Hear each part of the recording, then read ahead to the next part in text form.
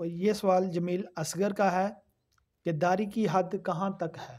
दाढ़ी जो है वो एक एक मुट्ठी तक होनी चाहिए, 4 अंगल तक दाढ़ी की लंबाई होनी चाहिए। ये सुन्नत है और इसके मुताबिक दाढ़ी को रखना चाहिए। यानी बेहतर है कि मुट्ठी में पकड़ेंगे आप तो आपकी मुट्ठी पूरी जो है ना वो उसके अंदर दाढ़ी छुप जाए, तो ये अच्छा है। सुन्नत के मुताबिक दाढ़ी रखनी चाहिए। दाढ़ी रख ली है तो सुन्नत के मुताबिक होनी चाहिए, ताकि आप खुश भी हो जाए और आपसे अल्लाह भी खुश हो और अल्लाह का प्यारा रसूल भी खुश हो जाए। जल्ला वाला और सल्लल्लाहु ताला अलैहि वसल्लम। जी। और चेहरे के हिसाब से अगर गर्दन के ऊपर है या गालों के ऊपर है तो इसका क्या? हाँ, जहाँ बाल उगे ही नहीं हैं वहाँ पर खींच कर बालों को उगाना कोई ज़रूरी नहीं है। जैसे हैं अल्लाह ने जैसे रखे हैं वैसे रख लीजिए, बस ठीक है। दाढ़ी है वो दाढ़ी है, जैसे अल्लाह ने दाढ़ी उगाई है उसे रख लीजिए, अल्लाह अल्लाह कबूल फरमाएगा।